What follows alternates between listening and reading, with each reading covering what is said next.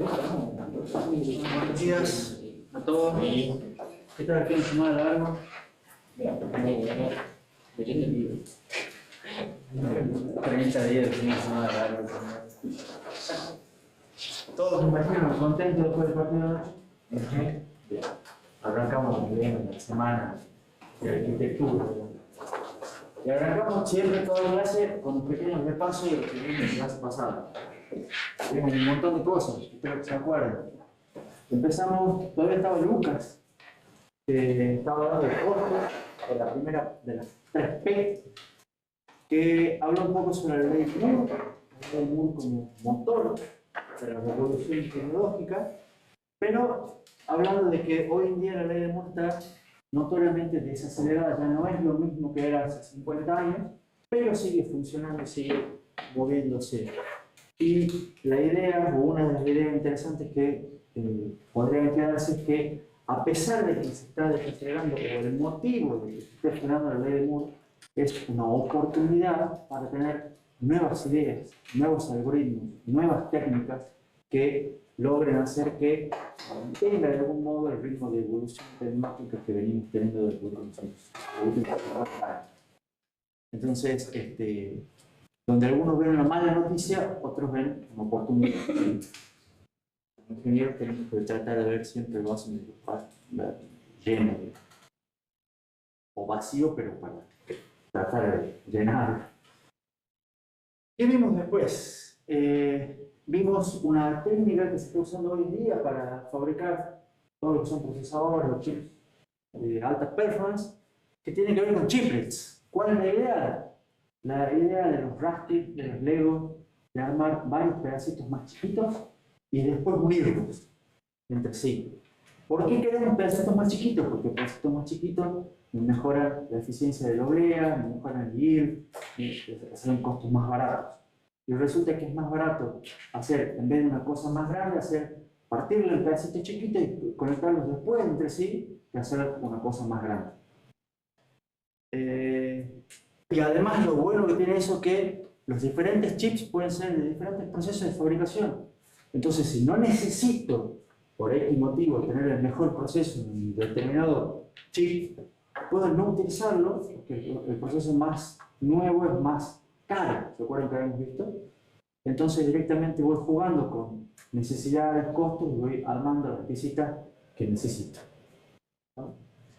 Otra idea que vimos diferente, radicalmente diferente, es, no, en vez de hacer pedacitos más chiquitos y interconectarlos, hagamos un chip que tenga todo, que use todo el tamaño del oblea, tenga el máximo diámetro posible. Y lo bueno es que ambos, esto también resultó ser una buena idea. Entonces, ¿cuál va a terminar siendo mejor? Ninguno va a ser mejor que el otro. Los dos van a ser diferentes y en algunos casos va a convenir usar uno y en otros casos va a convenir usar otro. No hay una respuesta única, una mejor respuesta, sino que la respuesta es depende para que se lo use. ¿Está claro? Después empezamos a ver la segunda P, performance. Y vimos que es importante entender qué es performance y cómo medirlo. En computadoras la performance se mide como tiempo. ¿Vamos? El tiempo que medimos tiene dos facetas. Latencia, que es el tiempo de respuesta, y productividad, que es cuántas tareas puedo hacer por unidad de tiempo. La performance que se mide como tiempo, decimos que es inversamente proporcional al tiempo. Entonces, para decir que una computadora tiene mayor performance, en realidad tiene menor tiempo de ejecución. ¿Está claro eso para todos? Y a su vez decimos que siempre para comparar performance, decimos que la performance de la computadora es mejor que otra, tantas veces esta va a ser mejor que esta, comparando las inversas de los tiempos de ejecución. Entonces, por los tiempos de ejecución va a ser el tiempo de esta sobre el tiempo de la primera. Porque son inversamente proporcionales, tiempo de ejecución y performance. ¿Está claro eso? Después vimos cómo se calcula que el tiempo de ejecución es el producto de tres factores. Que sea un producto, el factor es fácil porque todos aportan igual. ¿Cuáles son los tres factores? la cantidad dinámica de instrucciones, cuántas instrucciones realmente se ejecutan. El segundo factor es lo que se conoce como ciclos promedio por instrucción, CPI. ¿Cuántos ciclos en promedio demoran en ejecutarse cada instrucción?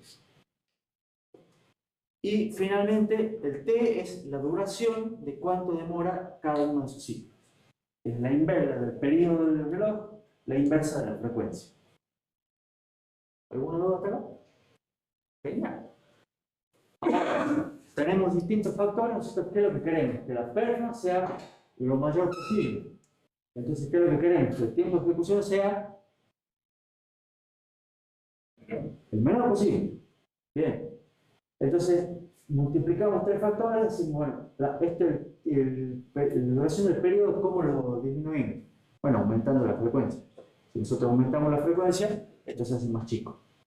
Y eso se hizo durante mucho tiempo, ahora está un poco más frenado, ya vamos a ver por qué. La cantidad de instrucciones no siempre es fácil de bajar, porque depende del programa. Entonces, uno activa muchos programas, en general tiene muchas instrucciones, en general el número es alto, pero es difícil. Depende del compilador, depende del algoritmo, depende de muchas cosas, pero es difícil de bajar.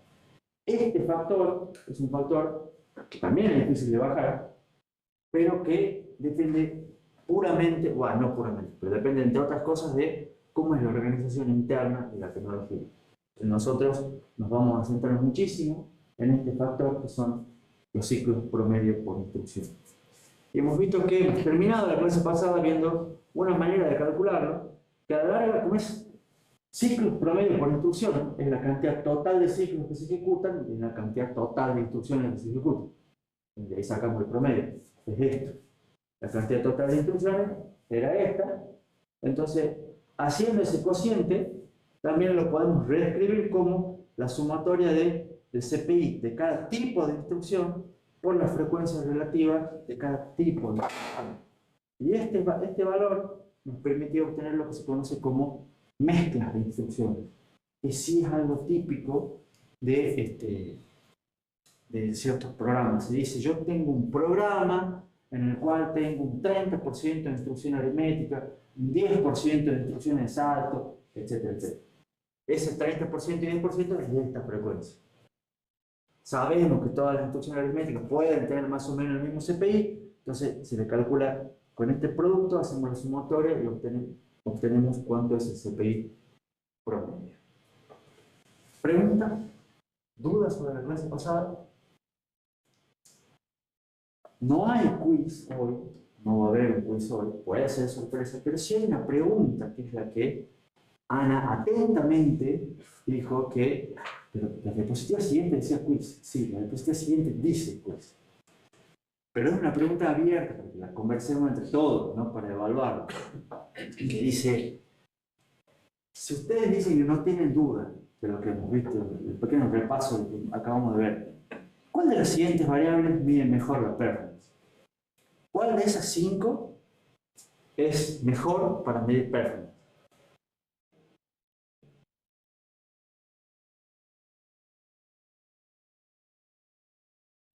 Yo había pensado que sería la última, y la última me da datos tanto del CPI como del T.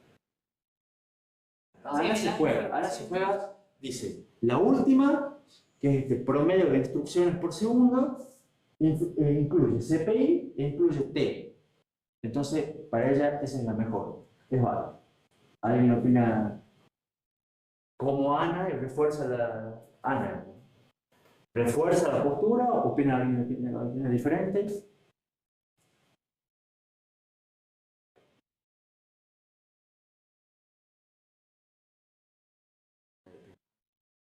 Hoy parece lunes. Sí, que creo que tiene razón. Vos crees que tiene razón. Bien, apoya la postura de alguien. Te hago una pregunta. Esta, la primera, que es la cantidad de ciclos para ejecutar un programa. Y que con esa no refleja la frecuencia del... Esta no refleja la frecuencia. Bien gero. Bien gero. La cantidad de instrucciones de un programa la cantidad de ciclos por segundo, acá sí tengo la frecuencia. ¿No me alcanza?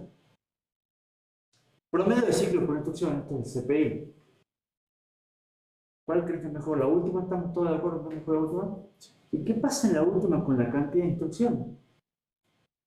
Yo digo que tengo algo que es que en promedio ejecuta más instrucciones que otras, pero realmente yo puedo tener algo que ejecute muchísimas instrucciones, o que tenga que ejecutar muchísimas instrucciones, que en promedio las ejecuta rápido, pero tiene que hacer más trabajo.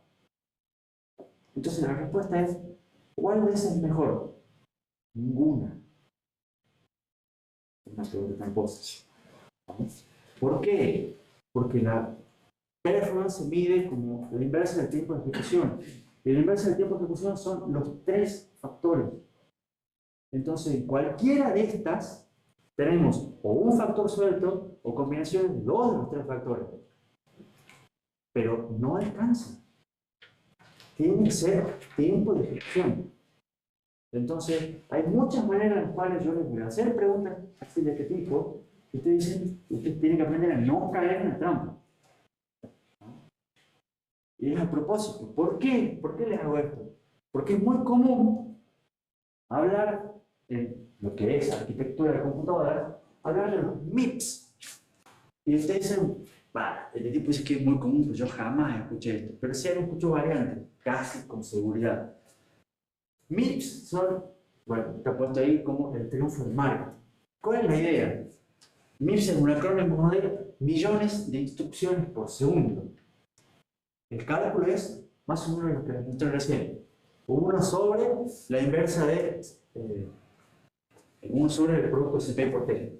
O si lo quieren pasar al T para acá, es la frecuencia sobre el CPI. El llega a la 6 para que sean millones nada más. O sea, tiene 2 de los 3 factores que nosotros consideramos importantes. Pero ¿qué es lo que pasa? Estos MIPS en general no sirven para comparar computadoras que tengan diferentes instrucciones. No sirve para comparar diferentes compiladores, ¿no? Porque los compiladores generan diferentes cantidades de instrucciones. Entonces, bajo ciertas condiciones, sí sirve. Entonces, si ustedes dicen, ah, yo tengo estas condiciones y con estas cosas, y hago esto igual, esto igual, esto igual, entonces sí estoy eliminando un factor y digo, esto es válido. Pero si no se cumplen todas las condiciones, entonces no necesariamente es válido. ¿Qué es lo que hace la gente? La usa a la métrica, se cumplen o no se cumplen las condiciones. ¿Y qué es lo que hacen los de marketing? Las usan cuando les conviene. Entonces dice, ah, yo tengo una máquina que tiene muchísimas, más millones de instrucciones por segundo. Y ahora el millones ya no es millones, ahora es giga o tera. Y cuanto más grande el número, mejor. Entonces la gente compra. Y siempre el número más grande. Y es verdad, eso funciona así, pero ustedes no son, o aspiro que no sean, gente común. Entonces ustedes tienen, cuando les digan, ah, yo ahora me compré una computadora que tiene 40 tera operaciones por segundo, en cambio la tuya tiene 35. ¿Y realmente es una buena comparación o no? Hay que ver cómo se calculan las 40, cómo se calculan las 35, y ahí ver si realmente es válido o no. ¿Se entiende? Entonces, máquinas con diferentes conjuntos de instrucciones van a tener distintos MIPS. Programas con distintas mezclas de instrucciones van a tener distintos MIPS. ¿No? Entonces, MIPS no, bueno, tampoco es nada que ver. O sea, tienen que ver bajo ciertas condiciones. Si no se cumplen las condiciones, no es buena métrica. ¿No? Y lo mismo hoy en día se usan con los flops. ¿Escucharon flops? ¿Qué son flops? Operaciones de punto flotante por segundo. Esto es floating point operations por segundo. Y en vez de mega son, en vez de millones son gigas, o sea, miles de millones. Y ahora también están los teraflops o demás. Y ahora con las cosas de inteligencia artificial están más de moda. Operaciones de punto flotante o operaciones de inteligencia artificial, ya ni siquiera es de punto flotante, porque no son de punto flotante. Para llamar una operación. Chao. Con el que más operaciones hace, es mejor. Entonces, el problema de todo esto es que dicen, uy, hago muchas cosas por segundo, pero no dicen realmente cuántas tareas hacen. O sea, hacen instrucciones, hacen operaciones, pero si yo necesito muchas operaciones para poder hacer una tarea, ¿se entiende la idea? Hay una frase que dice que los cálculos no mienten. O sea, esto en general no es que sea una métrica mentirosa, pero sí hay muchos mentirosos que hacen cálculos que usan las métricas para su beneficio. Ustedes no deberían caer en la trampa. Por ejemplo, este es un ejemplo medio malo, pero funciona igual. Dos compiladores que se testean dos compiladores distintos por una misma máquina, 1 GHz y tiene tres tipos de instrucciones, A, B y C. Que demoran 1, 2 y 3 ciclos, efectivamente. Los dos compiladores se usan para producir código. Uno genera 5 millones de instrucciones tipo A, 1 millón de B y 1 millón de C. Y el otro genera 10 millones de instrucciones A, 1 de B y 1 de C. La pregunta es, de acuerdo a los bits, ¿cuál compilador es más rápido? ¿Quién se anima a decirme cuál y por qué? Por la duda, ahí tienen la ecuación en la diapositiva anterior. 1 sobre CPI por T, o F sobre CPI. F es la misma, entonces lo único que tienen que hacer es calcular el CPI promedio.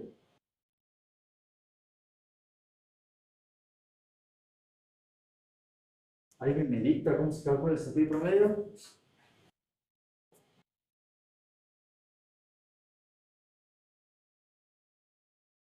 Era la cantidad de ciclos que demora por la frecuencia relativa, ¿no te parece? La sumatoria La de sumatoria de cada tipo de instrucción. Bueno, dale, ¿cómo sería? El CPI para la primera, para el primer compilador.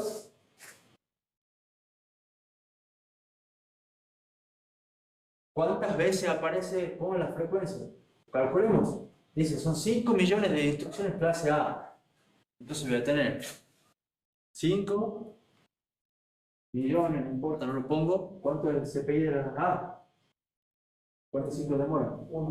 Un ciclo. Más 1 millón de la tipo B. Una acá. Que demoran 2 ciclos. Más 1 millón de las tipo C, que demoran 3 ciclos. ¿Con eso me alcanza? ¿Esa es la sumatoria? ¿Qué estoy calculando acá? ¿Cuántas instrucciones tengo? ¿Cuántos ciclos demora cada instrucción? ¿Me siguen? Tengo 5 millones de instrucciones tipo A, cada una de ellas demora un ciclo.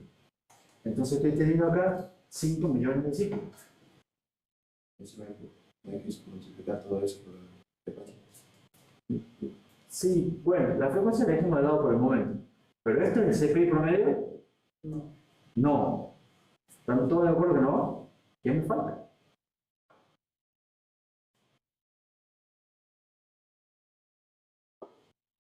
Si esta es la cantidad de ciclos que ejecuto para calcular el CPI, ¿qué es lo que me falta? ¿Dividirlo en total de instrucciones? Dividir en el total de instrucciones.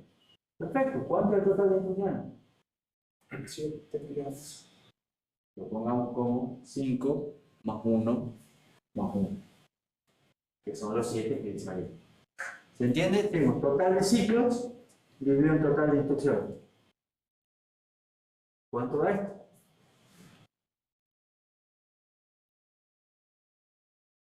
5 más 2 más 3, que es 10. Dividido 7. Entonces ve 1,41. ¿Está bien? Hagamos lo mismo para el segundo. ¿Cómo sería la cantidad total de ciclos?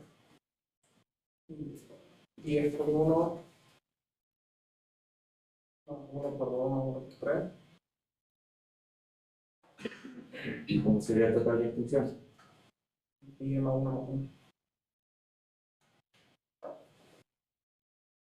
¿Se entiende? ¿Sí? ¿Cuánto es? ¿Cuánto es? 10 más, esto da 15. Esto da 12. ¿Cuánto? 15 sobre 12. 1,25. Gracias por cálculo rápido.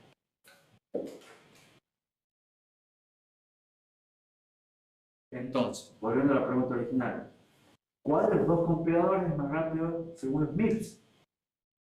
Si quieren ahora, calculen los MIPS como 1 sobre o F sobre CPI. A la larga, si el CPI está en el denominador, va a tener más MIPS el que tenga un CPI menor. ¿Cuál tiene CPI menor? Compilador 2. Entonces este va a tener mayor cantidad de MIPS, mayor cantidad de millones de instrucciones posibles. Ejecuta más cantidad de instrucciones posibles por segundo. ¿Se entiende? Ahora, ¿cuál es mejor realmente considerando tiempo de ejecución?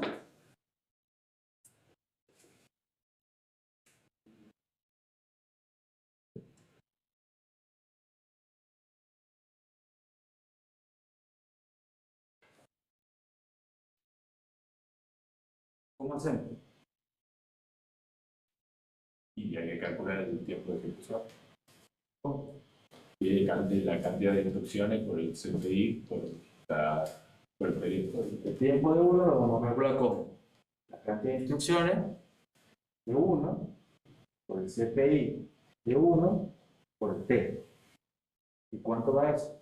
La cantidad de instrucciones multiplica 7. El CPI, hemos dicho que es 1,41. ¿Eso cuánto da?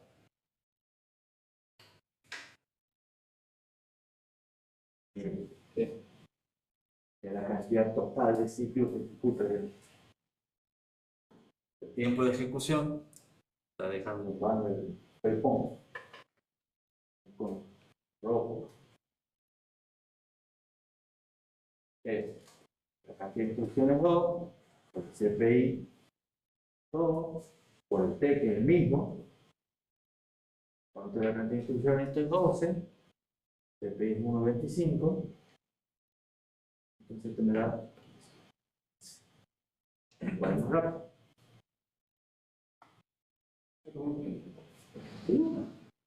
¿Pero qué no habíamos dicho recién que el 2 tenía más MIPS? Sí, el 2 tiene más MIPS. Pero ¿cuál es más rápido realmente? El 1. ¿Se entiende? Este es un ejemplo de que el tiempo de ejecución es la variable que nos interesa. Los MIPS es otra variable. Y se puede dar el caso en el cual haya una computadora o un compilador, en este caso, que genere más MIPS, pero en realidad sea más lenta.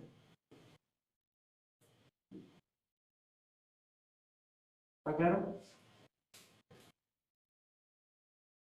¿Seguro que está claro por todo? Ahora, ¿cómo hago para comparar entonces? Y la idea es que para comparar se usan benchmarks.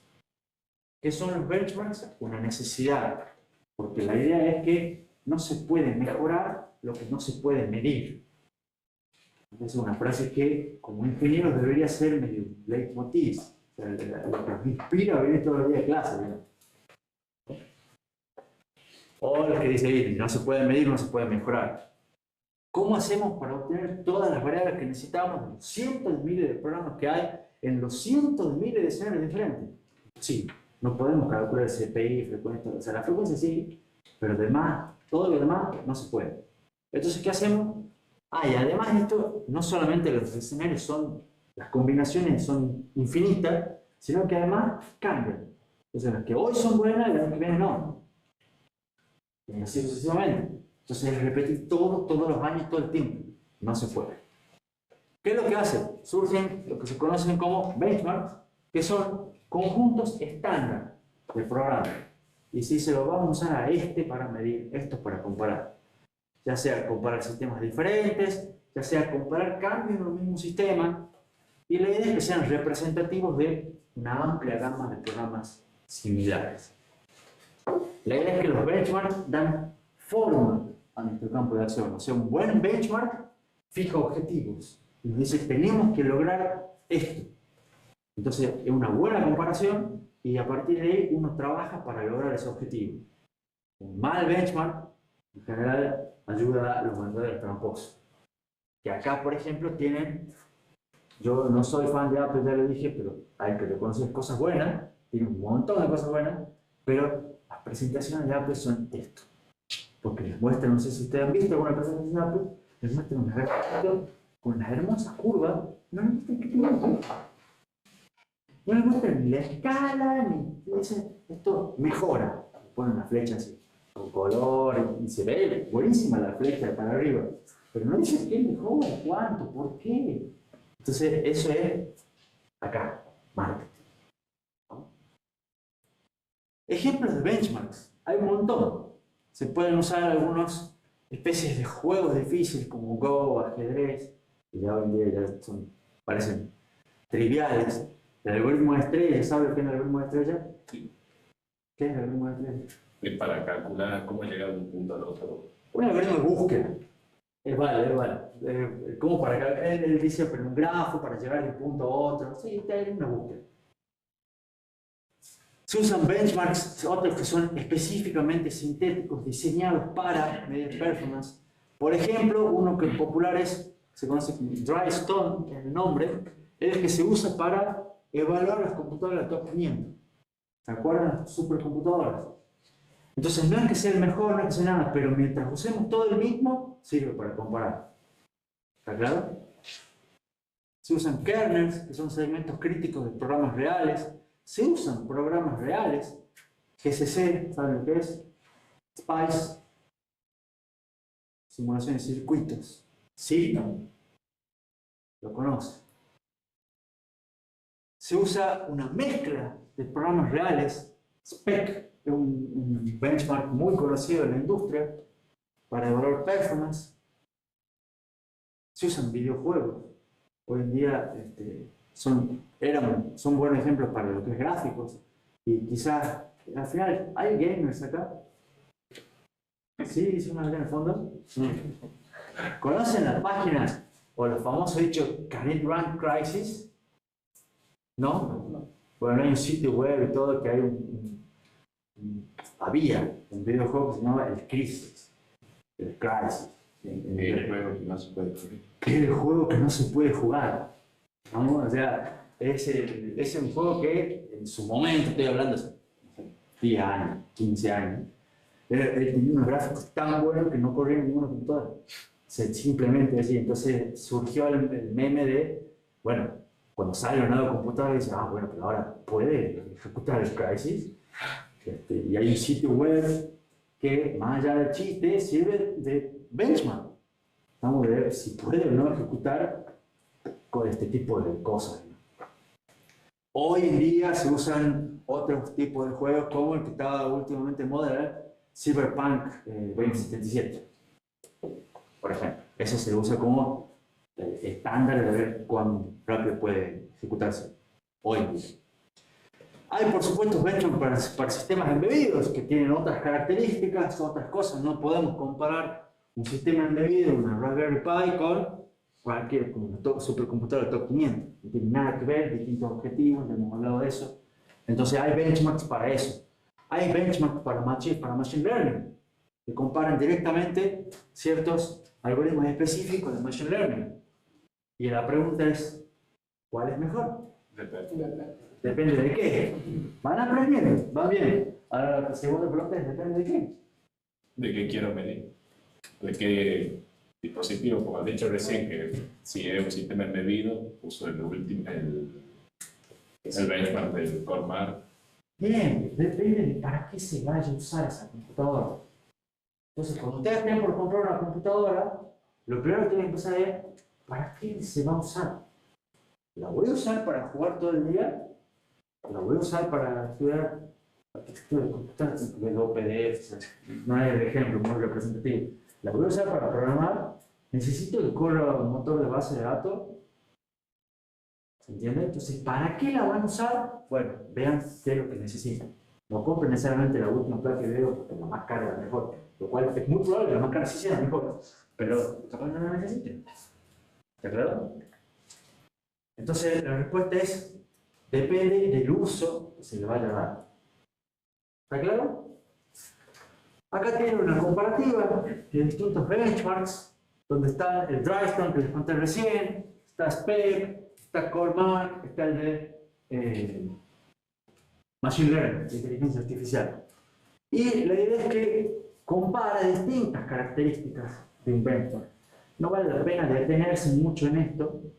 Ténganla, mírenla después si ustedes quieren, pero fíjense que son distintos tipos, tienen la reputación, o sea, hay algunos que tienen de baja reputación o alta reputación, este es muy bueno. Hay algunos que son gratis, otros que no, otros que son fáciles de migrar entre distintos sistemas, que no. Entonces, hay diferentes características, unos que se revisan. Fíjense, este está exactamente igual del 1988. ¿Ustedes ya habían nacido en el 88? No. Hay algunos que se actualizan cada 3 años, este no se actualiza nunca. Entonces, la frecuencia de actualizaciones puede ser interesante. Algunos son desarrollados por la academia, otros por la industria, otros por mix. Entonces, de vuelta, por más que el mejor es el que yo necesito, ¿qué debería tener un benchmark ideal? Y bueno, ya debería ser gratis. ¿Vamos? ¿Por qué? No solamente porque lo podemos usar nosotros, sino porque lo puede usar cualquiera. ¿Vamos? Para que ustedes puedan probar, o cualquiera pueda probar realmente y pueda evaluar una buena métrica de performance. Debería ser simple de ejecutar y de migrar entre dispositivos. Debería tener un conjunto, porque que sea un programa en general no es bueno, que sea un conjunto es mejor, y que sean programas reales, los que la gente usa. Idealmente debería dar el resultado en un solo valor, porque siempre es más fácil para que lo procesemos nosotros los humanos. Se puede usar una media geométrica, una desviación estándar, que sea reproducible. ¿Qué es reproducible? Que se debe listar todo lo que se tenga que hacer para obtener el resultado. Y todo incluye versión del sistema operativo, configuración del compilador, etcétera, etcétera, etcétera. Todo. ¿Para qué? Para que ustedes digan, ah, yo lo corro si tengo la misma configuración, me tiene que dar el mismo resultado. Y esto es justamente lo que yo le critico a los gráficos de Apple. O sea, tú dices, ah, muy bien, pero después te se compra el Apple, no veo que ande igual, porque los tipos, no, bueno, acá nosotros en noche estaba así, vos debes tener algún problema de configuración. ¿Entiendes?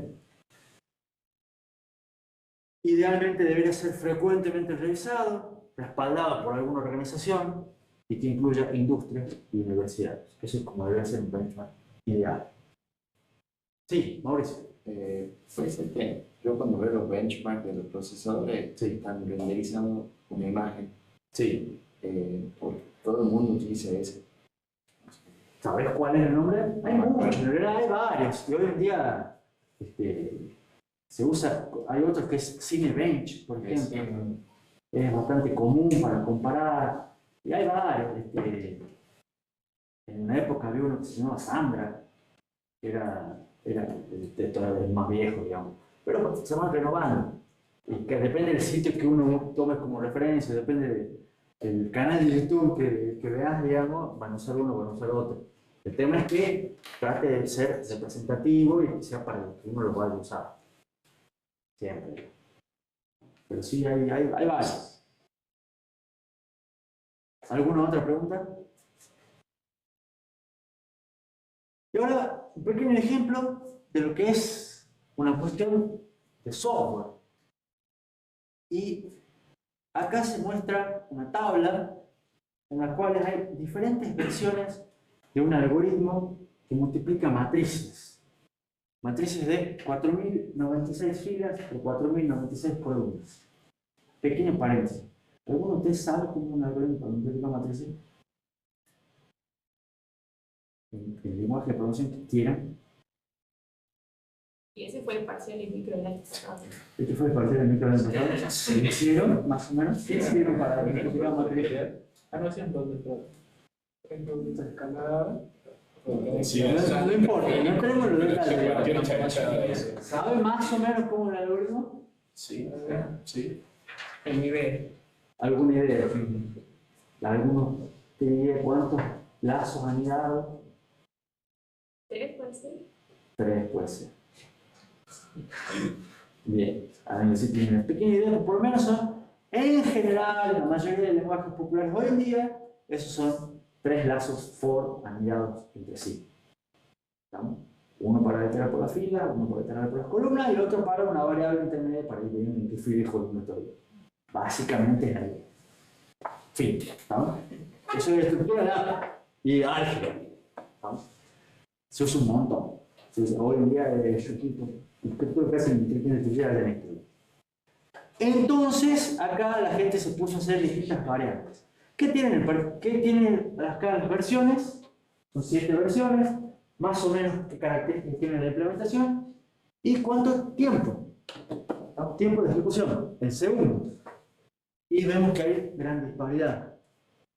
Los flops, que sabemos que no es muy buena de ver, pero en este caso, como se dan ciertas características siempre en la misma máquina, etc., pueden servir para comparar. La aceleración absoluta, que implica, esta es la base, entonces calcula la performance absoluta de esta comparada con esta, de esta comparada con esta, y así sucesivamente, para ver cuánto es la mejora de performance, y la mejora de performance relativa, o sea, cada escalón comparado con el escalón anterior. ¿Se entiende? Entonces, por ejemplo, para obtener el 47, lo mismo que D,8 por 4,4. ¿Se entendió? Varias observaciones. La versión 1 es la más simple. Literal, escribir en Python son 3 líneas para el lazo for, una línea más, son 4 líneas de código. Pero no ordenan ninguna. Es la más fácil. Fíjense que la versión 3 en C ya es más difícil. Porque ya C, ya saben definir los tipos, saben programar en C, saben programar en Python. C ya hay que tener cuidado con los punteros, hay que prestar atención. Ya no es para cualquiera. Python, 4 líneas.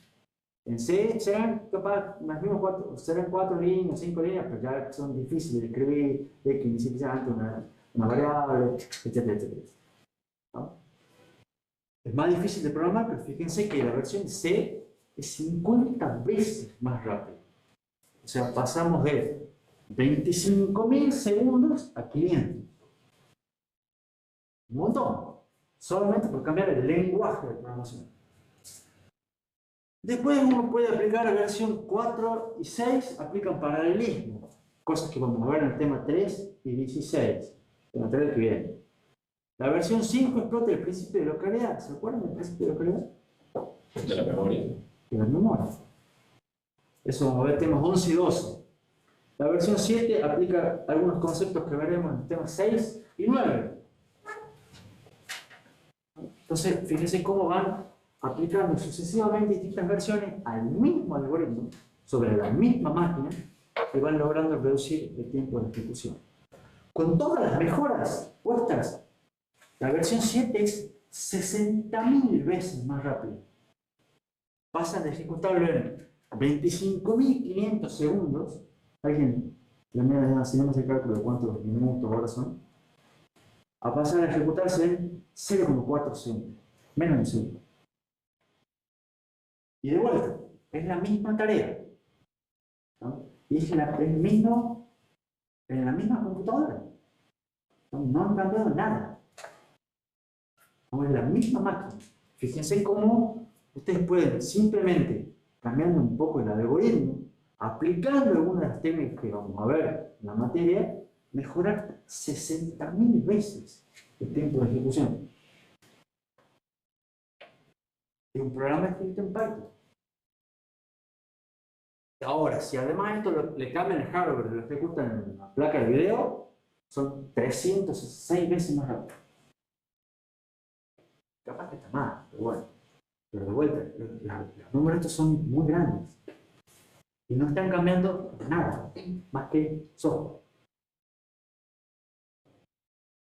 Y ahora la pregunta clave es, ¿cuál de todas las versiones es mejor? Depende de qué. Y si hace la técnica que Si necesito realmente que sea tan rápido, o sea, el programa. Claramente la versión 7, fíjense los tiempos de ejecución, cuanto más abajo vamos aumentando el número de versión, va disminuyendo el tiempo de ejecución. Claramente va mejorando la oferta. ¿Pero qué es lo que creen que va empeorando? la complejidad. ¿Ya? ¿Qué más? El tiempo de desarrollo. Escribir ustedes este código, pongamos 10 minutos. Escribir este código no les va a llevar bien. O sea, escribir todos estos códigos no les va a llevar bien. ¿Está claro? Entonces, bueno, a los programadores hay que pagarles. El programador en general puede cobrar más según cuanto sepa. ¿No? Porque un programador que programe mejor, que haga las cosas que anden mejor, puede ser un mejor programador, se le lleva no tanto tiempo, puede resultar en que cobre más plata. Entonces, que ustedes puedan más o menos tener idea por lo menos de alguna de estas cosas que los llevan a que el programa ande mejor, corra mejor, es una oportunidad para ingeniería en la computación. ¿No? Esto, o sea, por lo menos conocer estos temas, estos son temas que no se ven en otras carreras, en las cuales sí programan en Python, en Java, quizás en C. ¿No? Pero nadie más ve todas otras cosas. Tampoco es que es tanto. No se nos genera tanta ilusión, pero sí van a ver todos los principios de cómo funciona todo. ¿Preguntas? Y lo interesante de todo esto es que todo esto es software, no es hardware. ¿No? Simplemente es escribir programas que utilicen el hardware. Está por abajo, porque el hardware ya no tiene. ¿Está claro? ¿Alguna pregunta? ¿Y las versiones de más abajo se hacen en serie? Normalmente sí. O sea, cuando vas a programar este tipo de cosas, en general programas en C. O sea, no tiene sentido hacerlo en Java, por ejemplo. No, tiene sentido, pero no vas a obtener los mismos beneficios. Claro. ¿Saben cuál es la diferencia entre Java y Python? ¿Alguno? Python es interpretado. Sí, es verdad, es una diferencia. Y a nivel performance, 47 veces mejor. está bien, no tanto, entre Java no tanto, son 11 veces mejor. La clave de Java es un lenguaje que es fuertemente tipado. ¿Saben qué significa? Que sí o sí tienen que poner el tipo de dato. Ni siquiera no poner el tipo de dato, que Java sabe qué es lo que está haciendo. Al saber qué es lo que está haciendo, puede optimizar y mejorar algunas cuestiones de perfil. Python, no. Python ustedes ponen las variables que se les da la gana y funciona.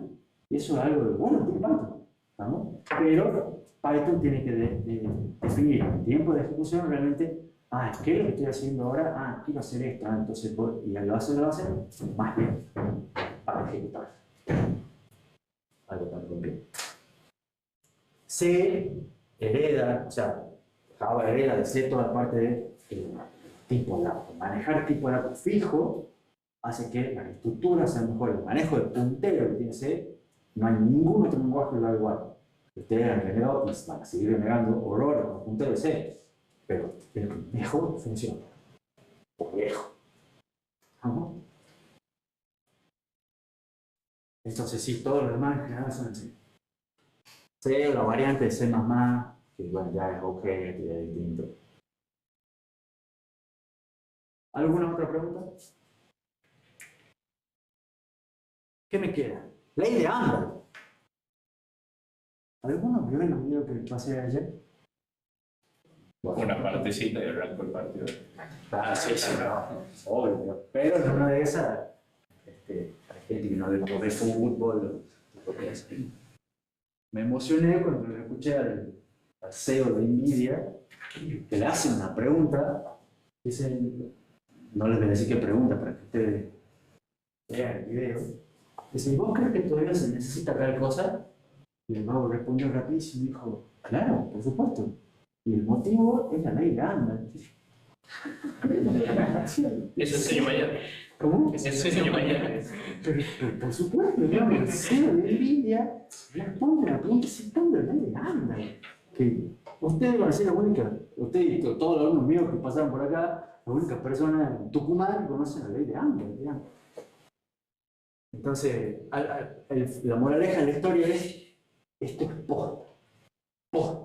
¿No? O sea, no es, yo se las enseño y hay una cosa que son 3 diapositivas, pero es posta. ¿Qué es la ley de Amdahl? Amdahl es el apellido del que dijo que es hace 60 años. La ley de Amdahl es una ley que sirve para ver limitaciones a mejoras perfectas.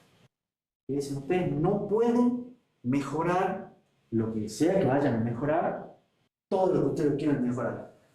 Así, lisa y llanamente. O sea, ustedes dicen, bueno, yo tengo mi tarea. Me compro un procesador que sea el doble de rápido, entonces mi tarea va a andar el doble de rápido. No va a funcionar así. Entonces, si ustedes la saben de antemano la ley, van a poder establecer mejores expectativas. ¿Qué es lo que dice? Dice que Amdahl evalúa lo que es el efecto total de una mejora que se efectúa sobre una parte de la tarea. Es una falacia mejorar un aspecto y pretender que todo mejore de igual manera. Lo que dice Amdahl básicamente es que el tiempo de mejora siempre va a haber un tiempo que es no afectado, una parte que ustedes no están modificando y una parte que sí están modificando. Y esa parte que sí modifican, la modifican con un factor. ¿Está claro?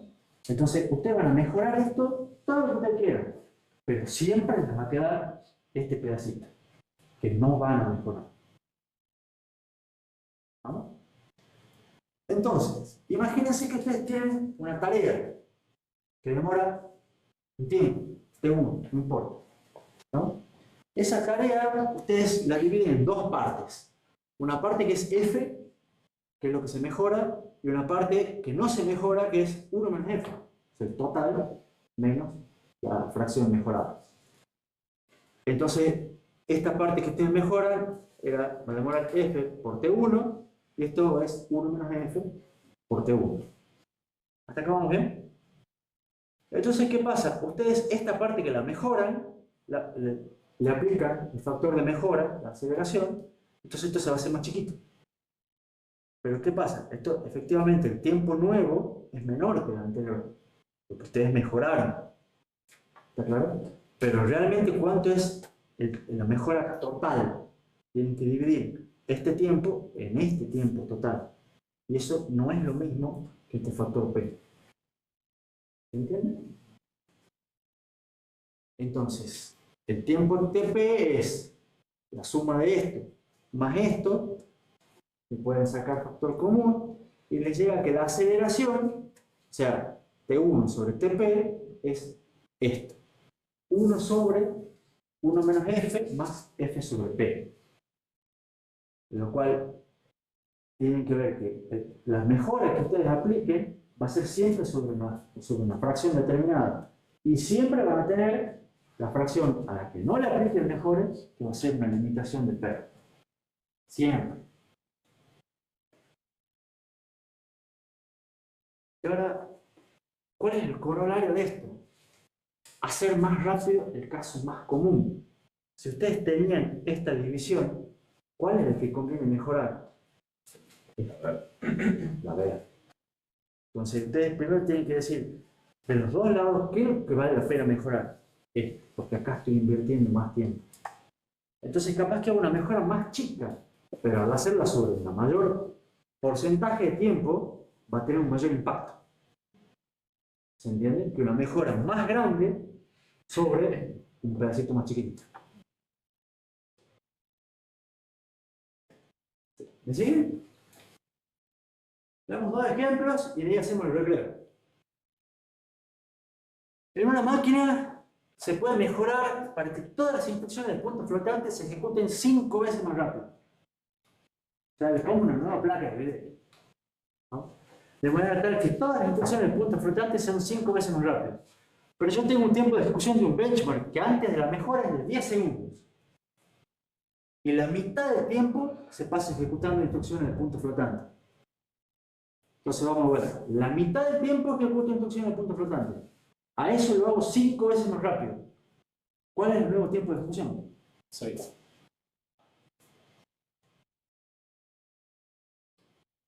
6, dijo Jero. No sé si hizo algún cálculo. ¿Qué opinan los demás?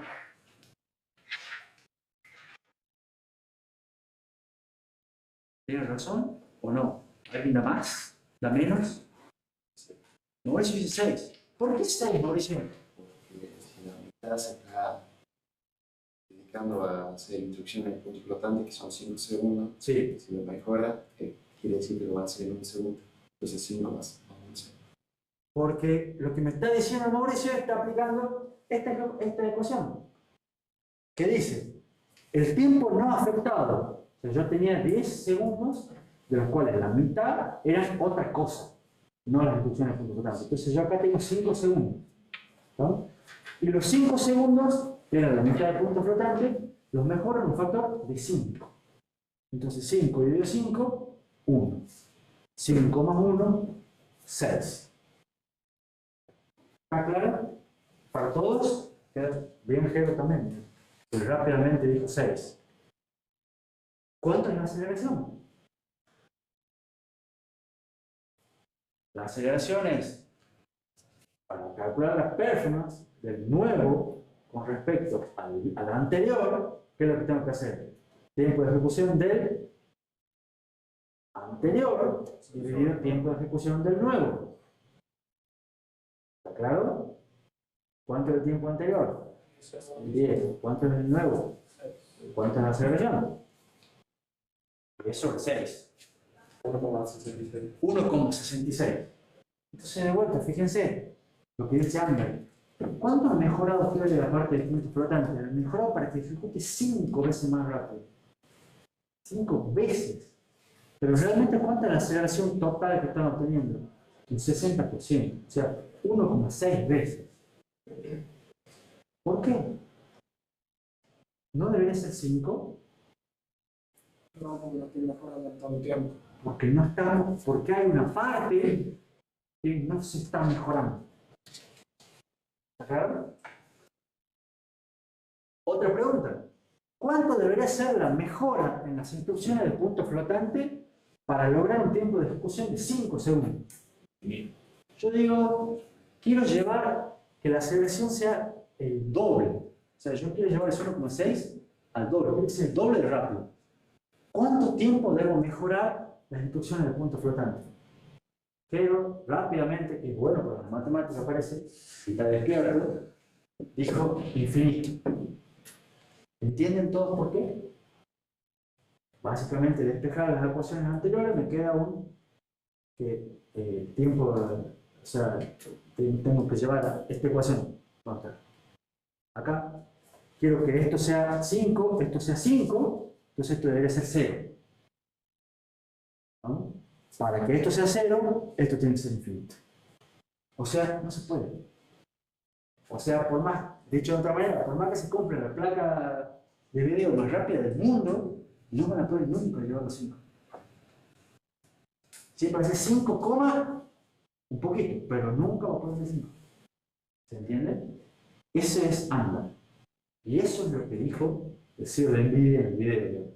Yo puedo hacer la placa de video más rápida del mundo, infinitamente rápida. Pero siempre va a haber una parte que no se puede mejorar con placa de video. Siempre. ¿No? Y lo último. Supongamos que el área del chip se divide un 56% en bloques lógicos y el resto en bloques de entrada-salida. Si mediante la mejora en el proceso de fabricación se puede reducir a la mitad el área de los bloques lógicos. Ustedes ya han visto cómo reducir el área de la mitad. ¿No se acuerdan? Multiplicando esos 7 en cada lado. Mejorando un nodo del proceso de fabricación. Si mediante la mejora en el proceso de fabricación se puede reducir el área la mitad de los bloques lógicos, sin tocar los bloques de entrada-salida. ¿Cuánto será el área del nuevo chip? A ver, Gerón. Nota esa clase. Sigue siendo matemática.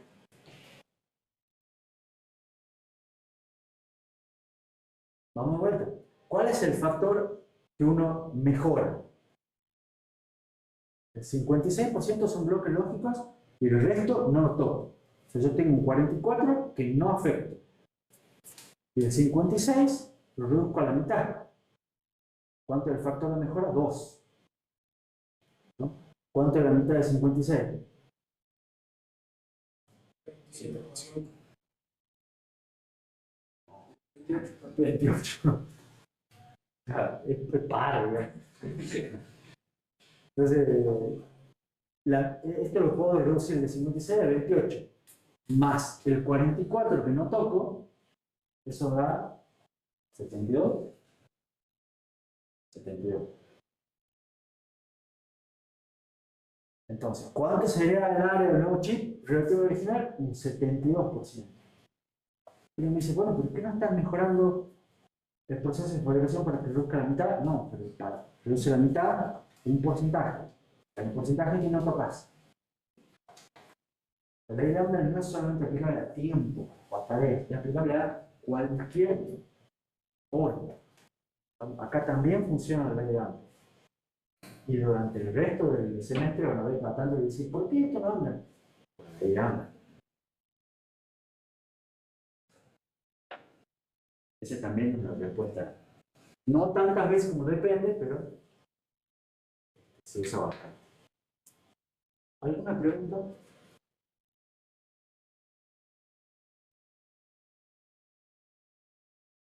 Ya viene la tercera P, pero la vemos después del recreo.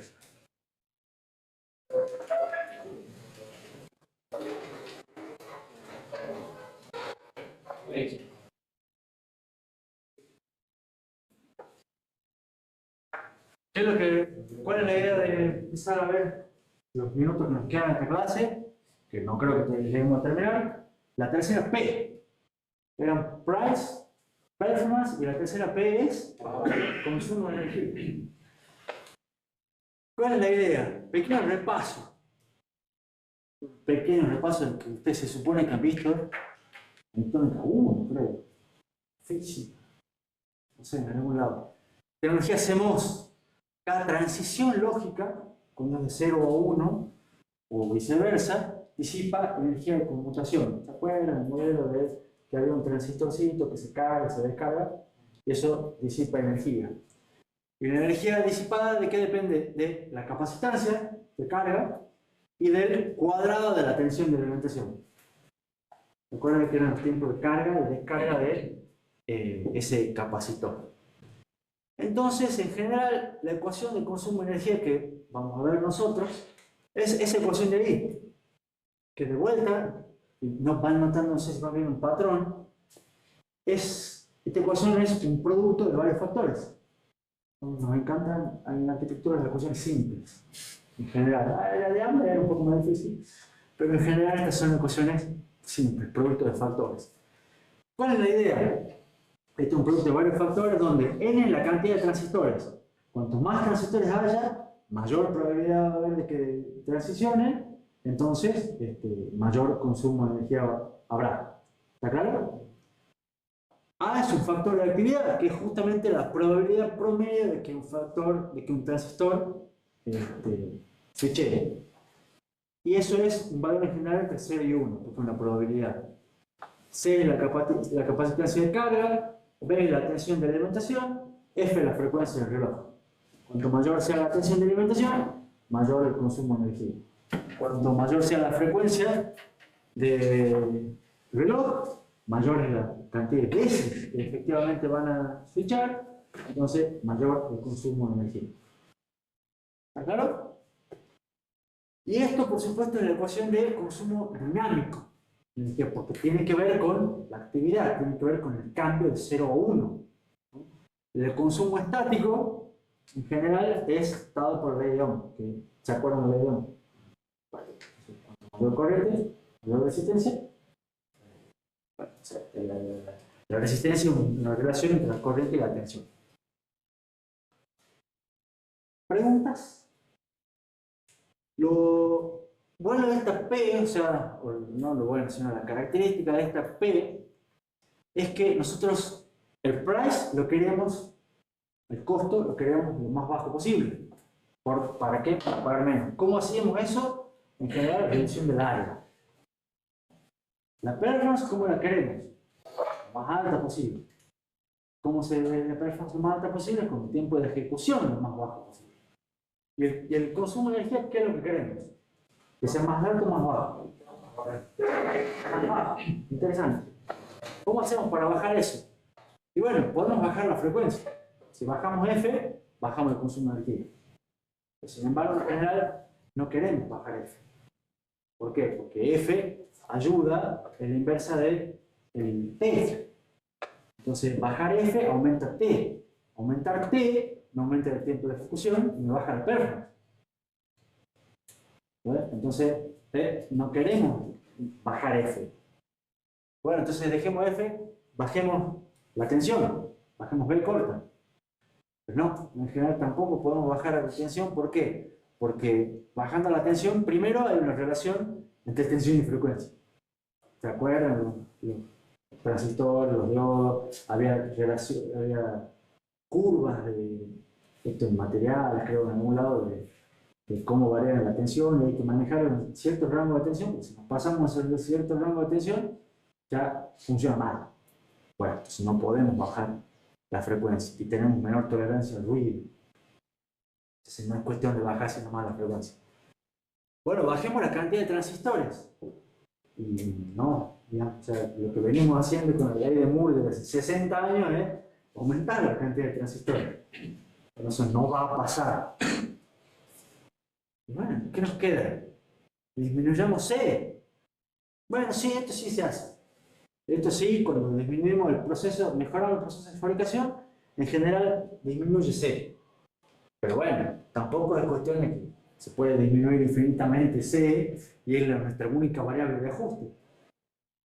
¿Está claro? Y además, disminuir el proceso, mejorar el proceso de fabricación, sabemos que a su vez nos aumenta el costo, nos hace más caro. Entonces, tampoco es cuestión que esto sea la salvación. Entonces, ¿qué hacemos? Y hay que elegir. Estamos en horno. La conclusión es, esta P va en contra de las otras dos P. O sea, no es que las otras dos vayan juntas, pero esta P es un problema. Y reducir el consumo de energía no es fácil.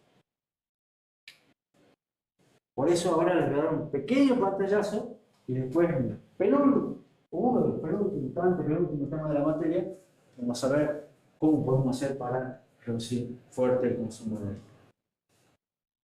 Pero lo que sí les quiero contar ahora es varias cosas, digamos, que tienen que ver, una de ellas con el concepto de Dennard scaling. La traducción sería el escalamiento de Dennard. Dennard es un apellido, se dio cuenta de todo esto. Pero no sé si encontré una buena traducción para scaling, que es el factor de escala de Dennard. ¿Qué dijo Dennard? ¿Se acuerdan de las mejoras en los procesos de fabricación? Que en general permitieron la reducción del feature size de los transistores de 0,7. Esto en general nos permitió una reducción de área a la mitad. Eso ya lo vimos con el tema de Price. O lo que podemos hacer es poner el doble de transistores en la misma área que impulsaba la ley de 1. Dice, bueno, mantengamos como más transistores. Lo que vio Dennard en ese momento también, bueno, en realidad es ver que además de esto, también se reducía la tensión de los transistores para mantener constante el campo eléctrico. Y se reducía la capacitancia y el retardo de propagación. Todos en este mismo factor de 0,7. Entonces, lo que él dijo es, se puede aumentar la frecuencia manteniendo el consumo de energía constante. Y la idea que, básicamente basado en la ecuación anterior, Dennard dijo que si yo duplico la cantidad de transistores y reduzco la capacitancia en 0,7 y reduzco la tensión en 0,7, puedo aumentar la frecuencia en 1,4 y de esa manera mantener el consumo dinámico igual. Dicho de otra manera, puedo mejorando el proceso de fabricación, disminuyo el área, meto el lodo de transistores, o sea, mejoro el costo, mejoro un montón de cosas, y además puedo aumentar la frecuencia y mantener el consumo de energía el mismo, gratis. Se puede mejorar la frecuencia gratis. Dos preguntas le voy a hacer yo. Primero, ¿por qué la frecuencia puede aumentar 1,4? A ver si hay alguno atento.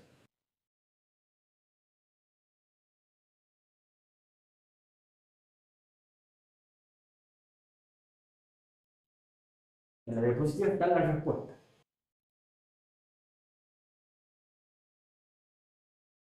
Pero no está fácil.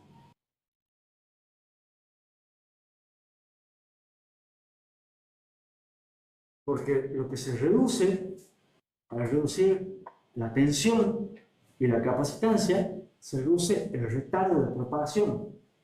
Habíamos visto que los transistores, al ser más chiquititos, son más rápidos. Y al reducir el retardo de propagación, lo que uno reduce es el T. O sea, el T es un 0,7 más chico. ¿Cómo es la frecuencia? Es la inversa del T. Si yo tengo el T en periodos más chicos, yo puedo hacer que mi frecuencia de switcheo sea más alta. Entonces, este 1,4 sale de 1 sobre 0,7.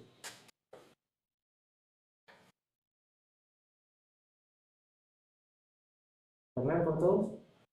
Y ahora la segunda pregunta. Si esto multiplico por 2, esto multiplico por 0,7, esto 0,7 y esto 1,4, ¿cómo es que ese producto me da 1? ¿Se acuerdan de la ecuación anterior? Porque la tensión está al cuadrado. Muy bien, Ana. Ana, esta vez estuvo atenta, mira. Porque la idea es que la tensión está al cuadrado. Entonces esto en realidad el power es 0,7 por 0,7. Entonces 0,7 al cuadrado es más o menos 0,5 por 2 me da 1. Y 0,7 por 1 sobre 0,7 me da 1. Entonces esto más o menos se mantiene constante. Conclusión. Lo que decía Denard, o sea, el corolario del escalamiento de Denard es que mejoraba el proceso de fabricación y me salía gratis todo y podía aumentar la frecuencia sin preocuparme por el consumo de energía. A mí me quedó claro por qué tenemos la frecuencia. Porque lo que vos disminuís en el factor 0,7 es el retardo. Es el retardo del transistor, es el tiempo. Entonces la frecuencia es la inversa del tiempo. ¿Entiendes? Entonces lo que va a aumentar la frecuencia es 1 sobre t. Y eso es 1 sobre 0,7, porque da 1,4. ¿Qué es lo que hacía todo el mundo cuando se dio cuenta de esto de Denard? Y aumentaba la frecuencia. Y aumentaba la frecuencia, aumentaba la frecuencia, aumentaba la frecuencia. Total, el consumo de energía no va a aumentar. Hasta que se les acabó. O sea, era gratis hasta que dejó de ser gratis. ¿Cuándo dejó de ser gratis? Y más o menos 2004, 2006, por ahí. ¿Qué pasó ahí? Los transistores realmente se hicieron muy chiquititos. Cuando ya los transistores se hicieron muy chiquititos, el proceso de fabricación llegó a un punto tal en el cual el modelo perdió validez. Entonces seguía funcionando el 0,7, pero ya no era gratis. Por cuestiones de corrientes de pérdida, tensiones de umbral, ya no estábamos moviendo en la parte atómica de la cuestión. ¿Qué es lo que pasaba? Seguían duplicando la cantidad de transistores, seguía bajando en 0,7 este factor, pero este factor de tensión ya no baja en 0,7. Y esto va al cuadrado. Entonces la frecuencia ya no la puedo aumentar tampoco en 1,4, aumento menos. Y ahora ya el consumo de energía empieza a aumentar. ¿Se entiende la idea? ¿Y qué pasó? Fíjense, acá tienen un gráfico de...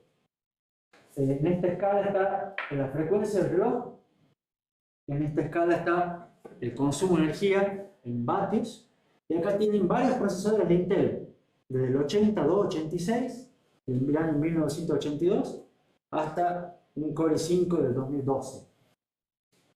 Y empiezan a ver que acá era gratis, gratis, gratis, gratis. Entonces la gente decía, bueno, empieza a aumentar, empieza a aumentar, empieza a aumentar. Y aumentaba la frecuencia del reloj sin drama y empezó a aumentar fuertemente el consumo de energía.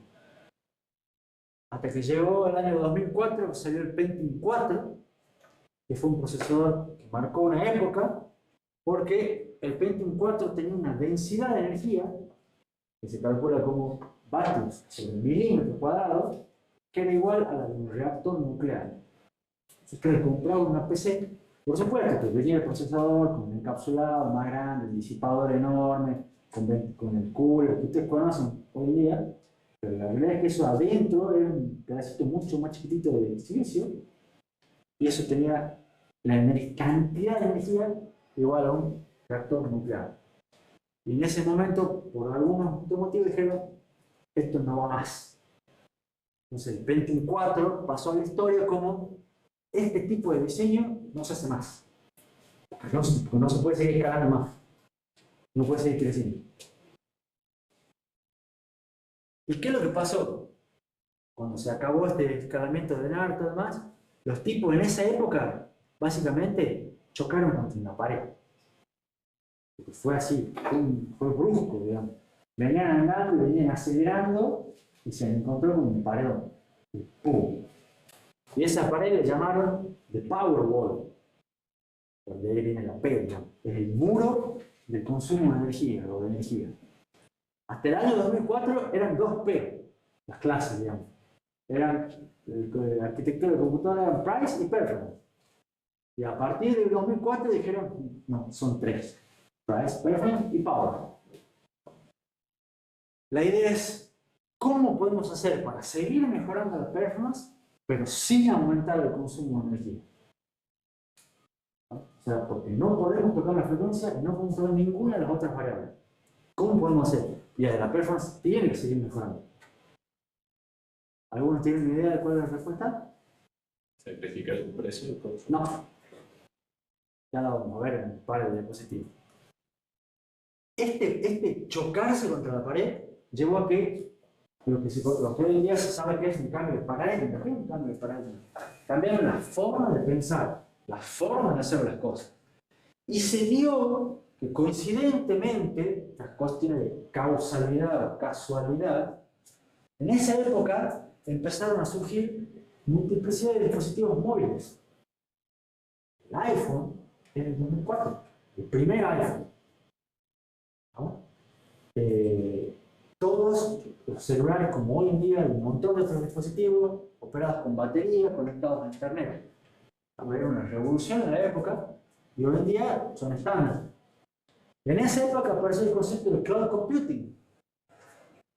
Google, Facebook, todo lo demás empezaron a traccionar Amazon, ¿no? Con los grandes servidores. ¿No? eBay y todas esas cosas empezaron a, fuera de la época, empezaron a prosperar. La evolución requería que las cosas sean cada vez más portátiles, más chiquitas, para que sean portátiles, con baterías más pequeñas, pero que a su vez duren más. Es difícil. Entonces, ¿cómo puedo hacer que la batería más pequeña dure más? Con menor consumo de energía. No queda otra. Necesito consumir menos energía. Y fíjense con qué tan brusco fue el impacto de la Powerwall. Acá tenemos una diapositiva que muestra la evolución del récord mundial de overclocking, porque hay gente que se dedica a hacer overclocking en procesadores. ¿Saben qué es overclocking? Llevarlos al límite, a cuánto es la máxima frecuencia que le puedo sacar. Y hay gente que se dedica además a llevar registro de eso y llevan el récord mundial. ¿No? Hoy en día se hacen, utilizan nitrógeno, todo un show. Y no es fácil, ¿no? Aclaro. Fíjense esto. En 1999 consiguieron llegar a 1 GHz. En el 2007 a 8 GHz. O sea, en 8 años pasaron de 1 a 8. Multiplicaron 8 veces la máxima frecuencia. Y después, para llegar a 9 GHz, pasaron 16 años más. Para aumentar un solo GHz. ¿No? ¿Por qué? Se nota clarísimo la curva acá, y acá se empieza a achatar.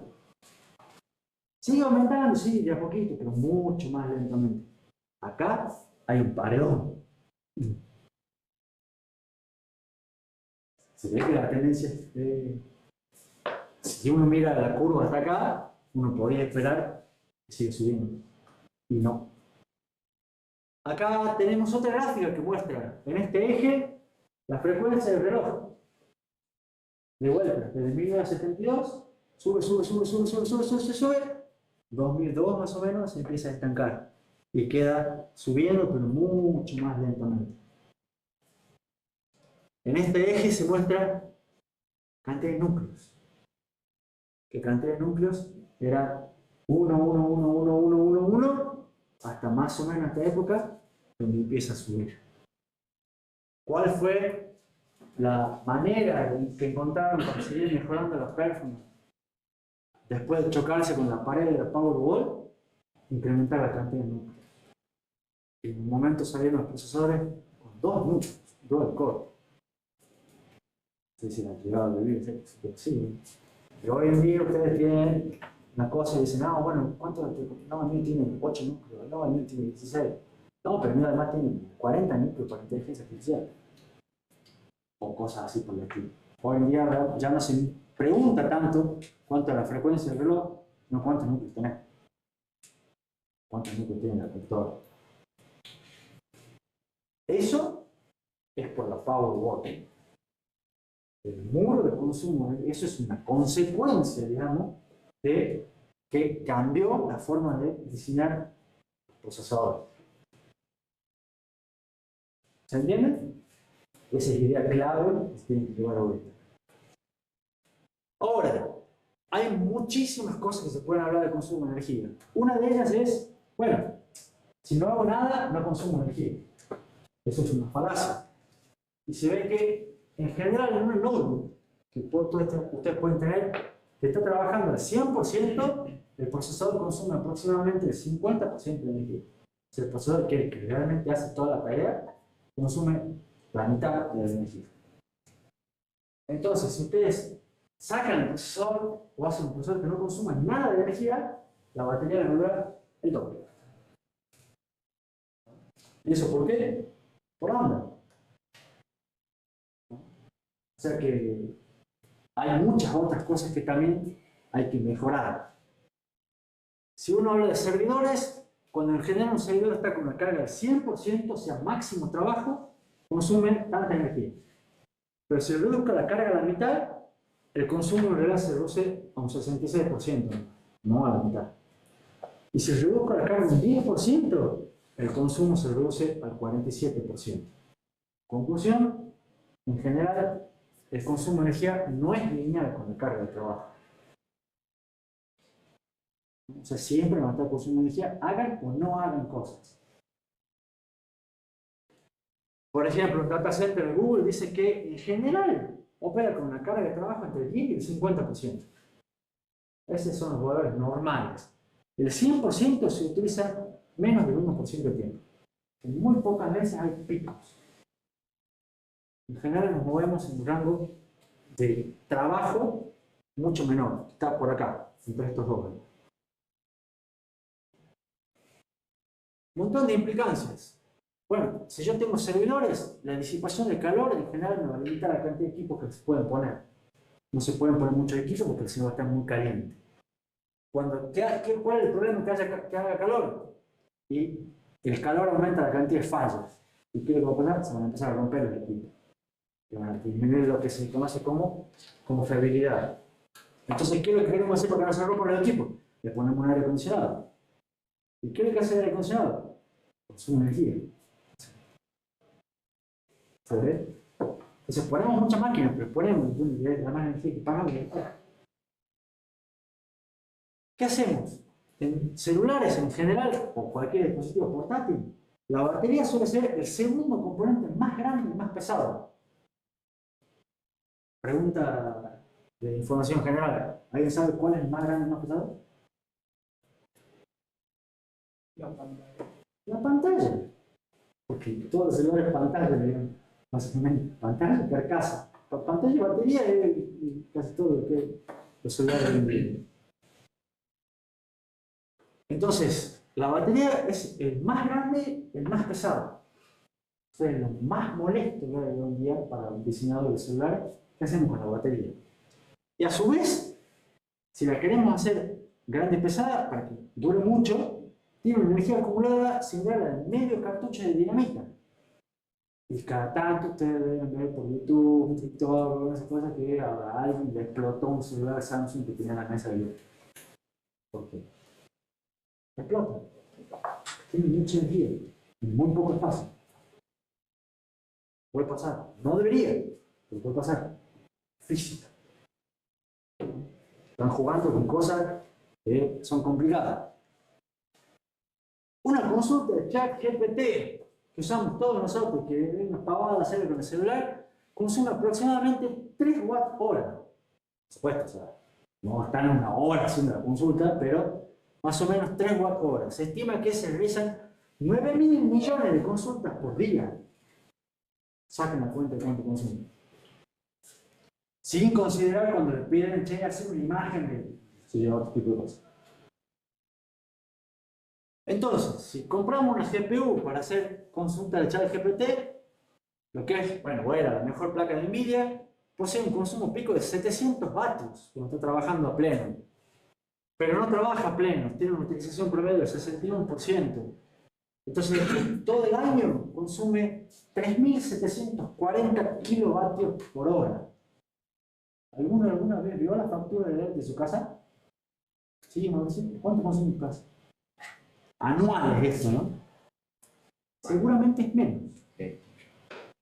No sé si mucho menos, pero por ahí, digamos. O sea, lo que ustedes consumen una familia en un año. Lo consumen una placa de NVIDIA en un año. Una placa. Ahora, NVIDIA estima vender 2 millones de esas placas, más las que vendió antes, más o menos 3 millones y medio de esas placas en todo el mundo.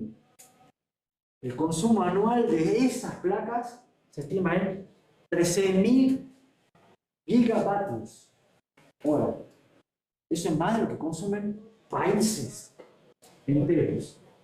O sea, pongan en perspectiva, las placas que NVIDIA está mandando al mercado consumen más energía juntas que varios países. Vamos con toda la gente que vive dentro de él. Y toda la industria de fábrica y demás. ¿No? Un montón.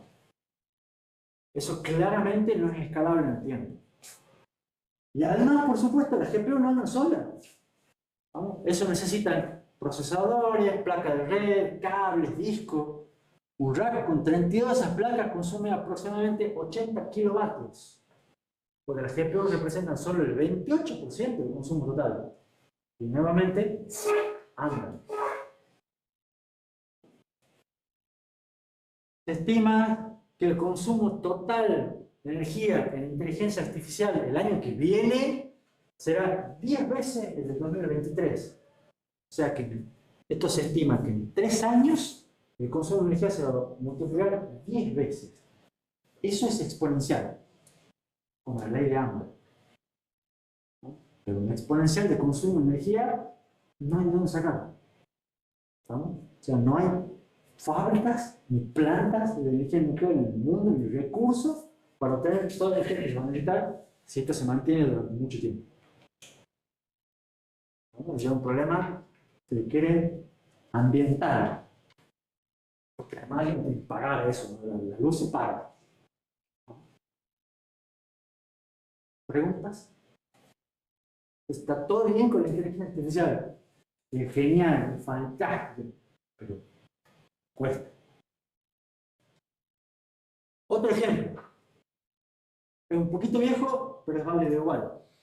Intel lanzó a finales del año 2022 Un procesador.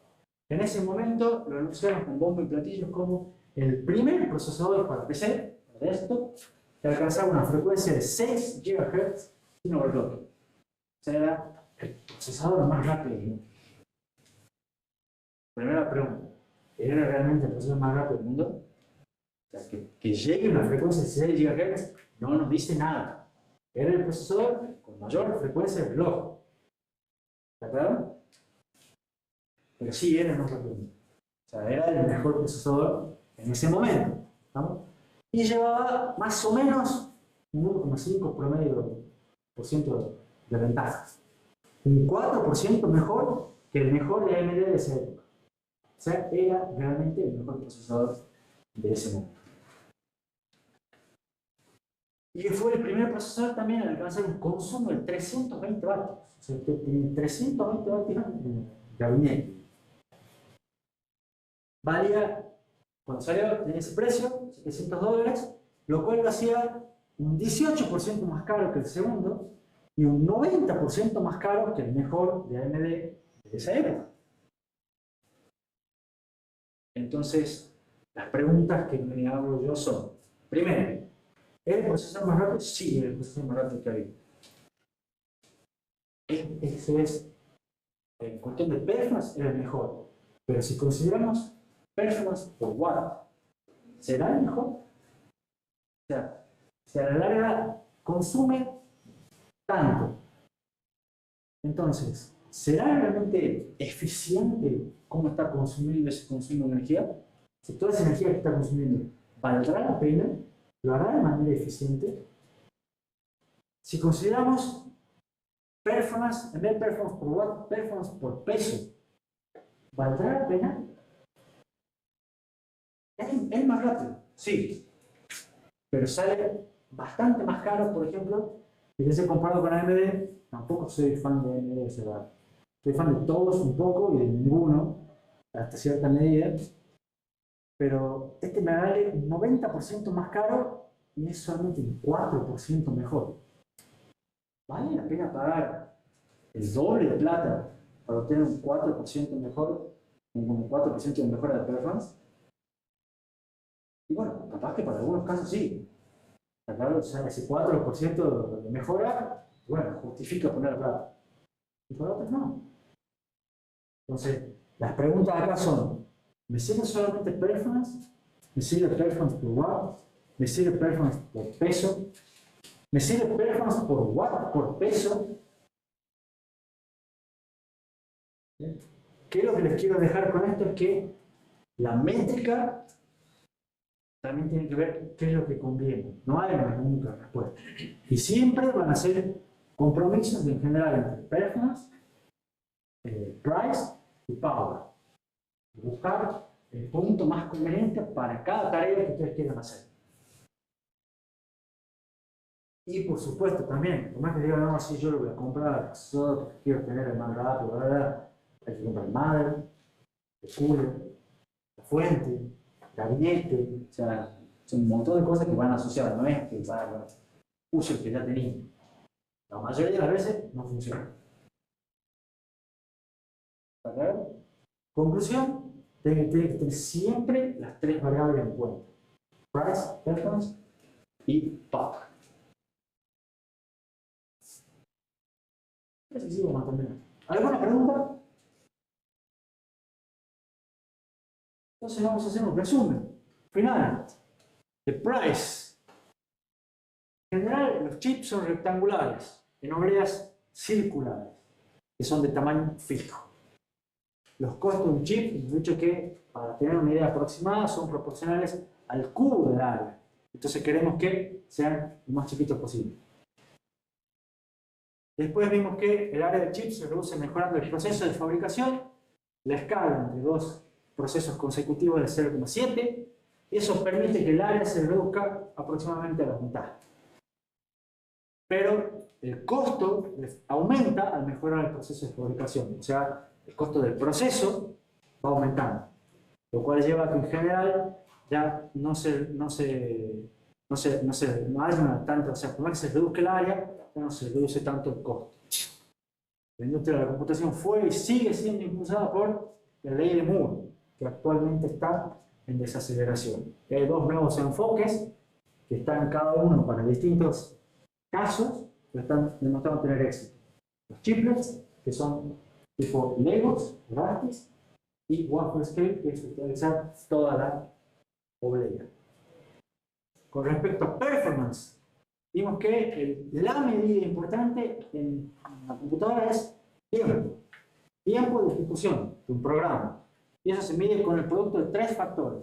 Cantidad de instrucciones dinámica, ciclos promedio del reloj por instrucción, cantidad de segundos por ciclo, que es la duración del periodo. La performance es la inversa del tiempo de ejecución y siempre se calcula relativa a algo. Para una determinada máquina podemos mejorar la performance si disminuimos el ciclo del reloj, sin que haya efectos adversos en el CPI, mejora la organización del procesador para que baje el CPI, mejora compiladores, o lo que sea, para bajar CPI y o número de instrucciones. Hemos visto que está la ley de Amdahl. La ley de Amdahl nos dice que por más que vos mejores, nunca vas a mejorar una parte, pero hay una parte que no vas a mejorar. Y esa parte que no vas a mejorar te limita toda la mejora. Entonces es una pifia esperar que una mejora en un aspecto mejore en igual medida la performance total. En eso le pifian los MIPS, los MFLOP, etc. El corolario de Amdahl es tratar de mejorar siempre el caso más común, o más impacto genera. En general se pueden crear buenos productos como parte de buenos benchmarks. Si no hay buenos benchmarks, en general, cuando haya que elegir entre mejorar el producto y mejorar la venta, mejorar las ventas. Siempre ganan los marketing. Y en computación, no nos olvidemos que todo lo que es tiempo tiene dos caras de la misma moneda: latencia y productividad. Tiempo de respuesta y ancho de banda, si usted inversa. El resumen de Power es que el consumo dinámico es esta ecuación, que también es una multiplicación de varios factores, pero en general, cualquier tipo de reducción acá va en contra de los otros dos. No se puede. Entonces, hay que ver qué hacemos con esto. Por lo pronto nos vamos a quedar con que es un problema el consumo de energía. Todo esto empezó con el fin del escalamiento de Lennard. Ya no se puede confiar en mejoras del proceso de fabricación para reducir el consumo de energía. Esto llevó a la Powerwall, una de las dos grandes paredes con las que se chocaron los diseñadores de procesadores. La Powerwall dice que ya no podemos aumentar la performance aumentando la frecuencia del reloj. Incorpora el consumo de energía como tercer variable de diseño y tiene muchas implicancias que no pueden dejarse de lado. En general vamos a pedir máquinas que consuman menos energía, porque vamos a ver que no es solo una cuestión de tecnología, sino una cuestión de diseño. Y cuidar la energía es, de algún modo, cuidar el mundo y a su vez mejorar los costos. Quizás no de fabricación, pero de mantenimiento, de operatividad.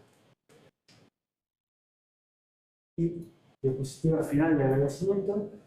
Y hemos terminado el tema 2. Lo cual no sabía si iba a pasar hoy, pero pasó.